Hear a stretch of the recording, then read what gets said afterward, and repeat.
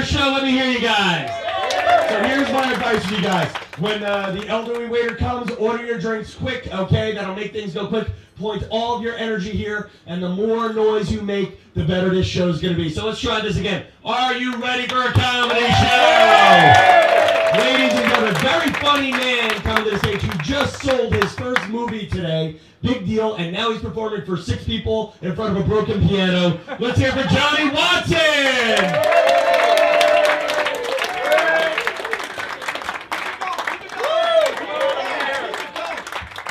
Come on, one more time for Tom Kelly. Come on, everybody. Come on.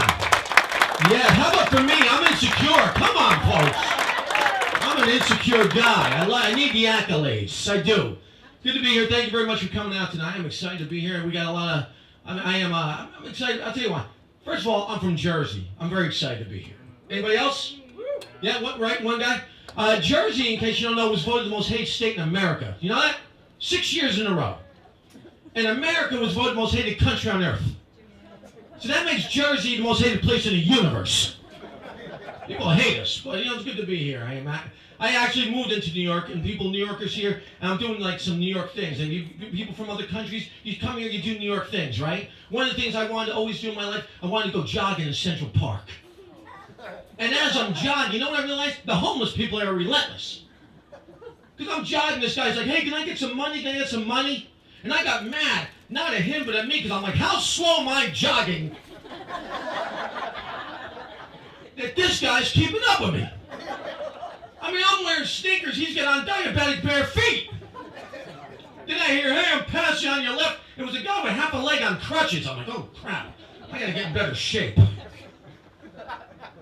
I love watching tourists, New Yorkers, real New Yorkers, don't you love watching the tourists? I love watching the tourists, because you're this close to death, and I love that. The other day, just look around, oh my God, the buildings are so big.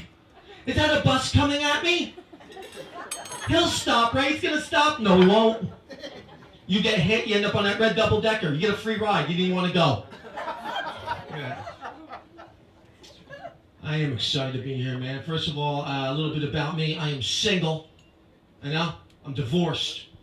Here's one thing I realized, though. People always ask me if I'm gonna get married again. That's a big question. Are you gonna get married again? I am gonna get married again. But if I ever get married again, I'm going to marry a woman who's already been married.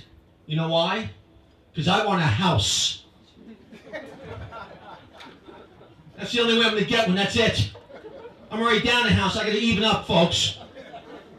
Here's the problem with that, because when you marry a woman who's already been divorced, then you move into her house. Now I'm living in her ex-husband's house, right?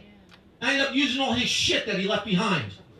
You know, I'm driving his car that he left behind. Right? I'm using his tools. Watching his big screen TV, then someone marries me, my wife, they move into my house, they start using all my shit. Then the guy marries another guy's wife and moves into his house, starts using all his shit. You know what divorce for guys is? Just guys swapping other guys' shit, that's all it is. That's why you gotta be nice to your ex-wife's new guy, because if you do eventually, you might get to visit your old shit. It's like, Johnny, do you remember this? Like, oh my God, it's my boat!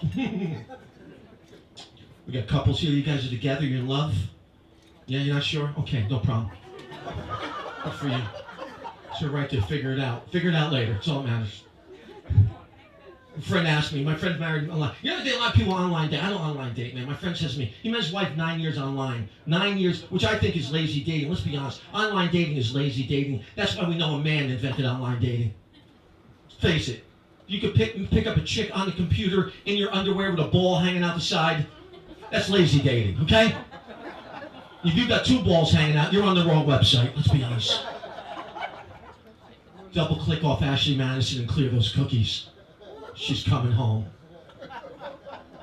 So my friend says to me, he goes, why don't you meet with someone online? I love it when people try to give you advice on what you should be doing just because they think it works out for them. He said, why don't you meet someone online? I said, I'll tell you why I'm not going to meet anyone online. Because I watch the Murder Channel every night, that's why.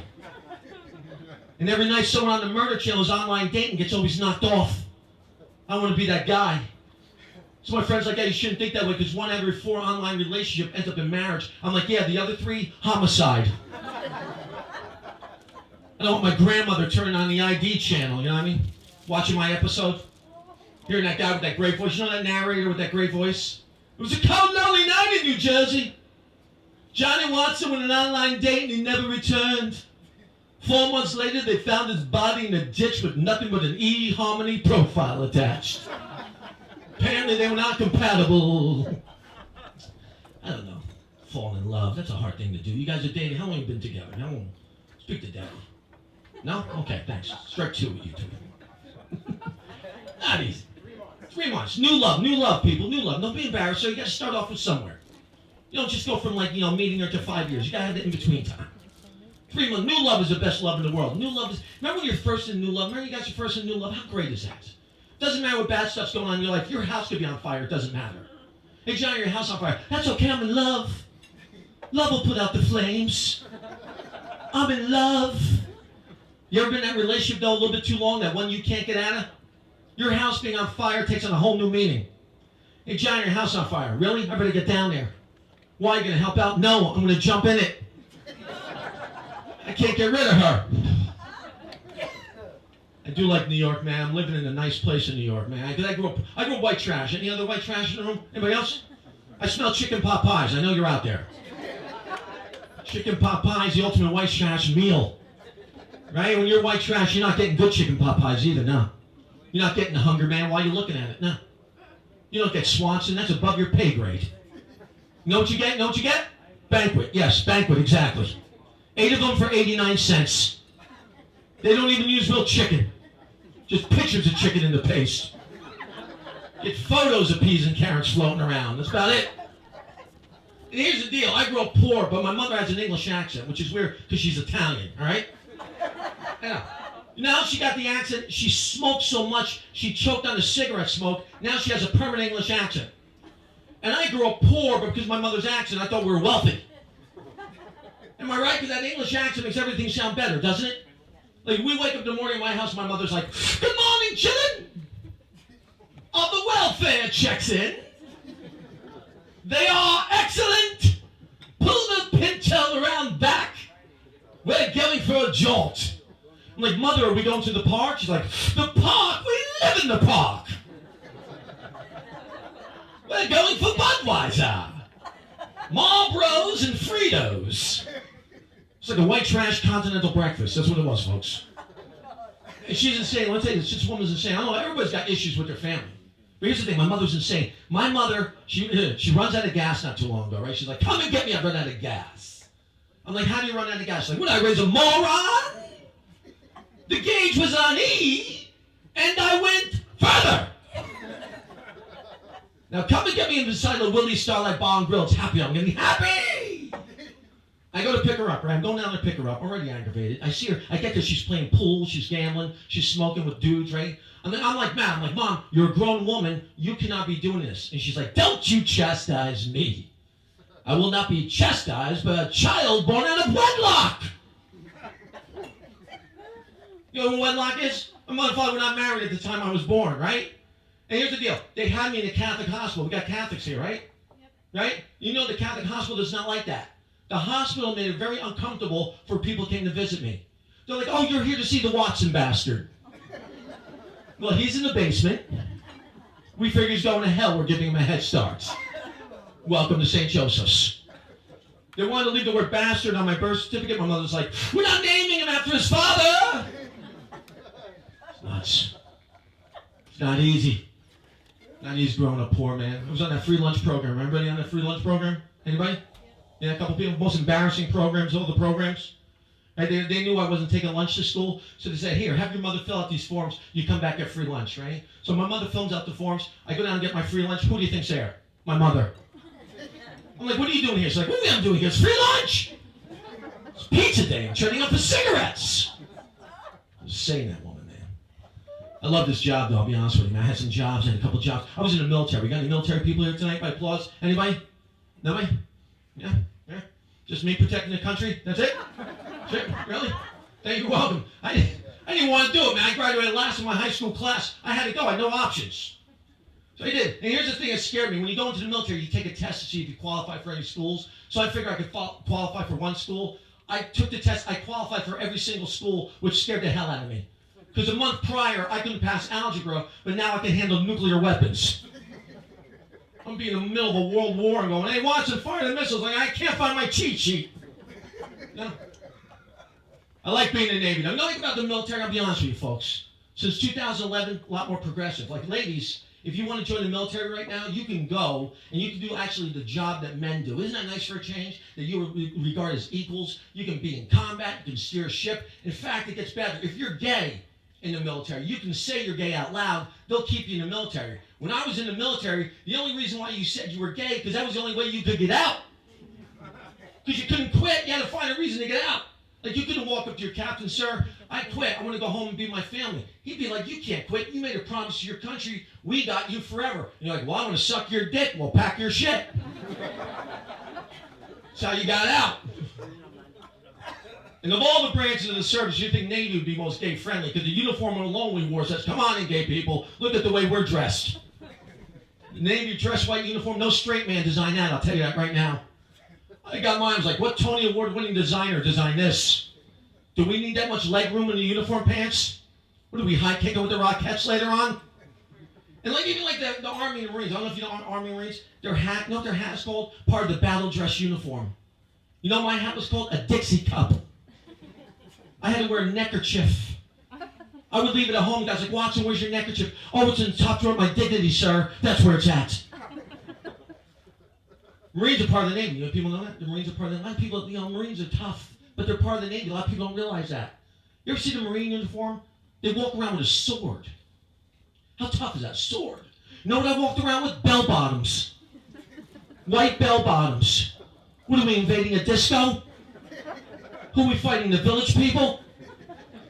Your break. I was also a baby photographer. We got people, kids. You got kids out there by applause? Anybody? One person, two people, great. It's a very giving crowd tonight. I feel it. I feel the love. I was a baby photographer, man, before I started doing stand-up. And my boss says to me, first day on the job, he goes, I like kids, I'll be honest with you, I like kids. My boss goes, hey, whatever you do, don't judge and make fun of the ugly kids. I'm like, what are you saying? Now that's all I'm doing is judging every kid that comes in. Right? You know what I realized about that? That there's a lot of ugly kids out there, and parents never claim them. Let's be honest. Right? They never, like everybody, like I have an ugly nephew. My sister doesn't even know. She's like, look how handsome Matt is. Like, he's so smart. Here's the thing though, you know when parents realize they got ugly kids? When I give back her picture. The lady got mad at me, she's like, look what you did to my kid. Look what you did to my kid. I'm like, look what I did to your kid. Look what you did to your kid. You got the DNA, I got a Nikon. Ugly in, ugly out.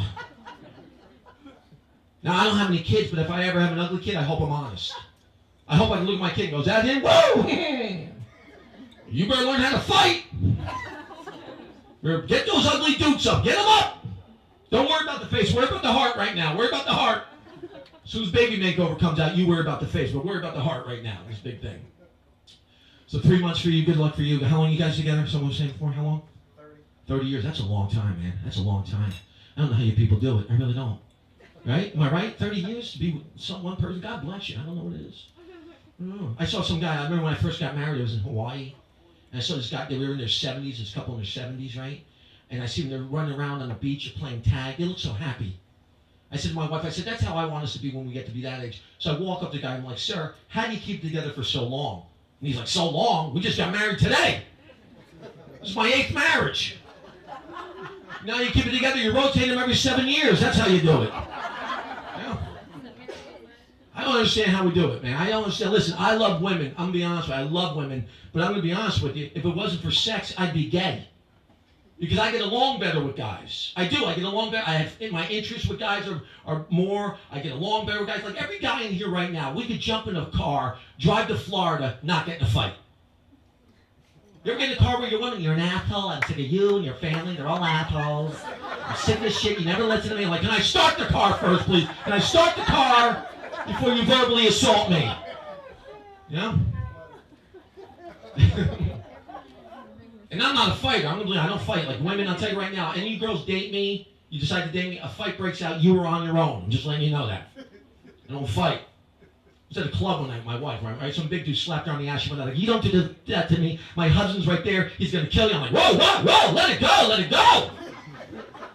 It's just your ass, let it go. I'm not fighting over a cheek. You always pick the worst times to get in a fight. She picked the worst time. She's like, why didn't you protect me? I'm like, because it's 2 o'clock in the morning.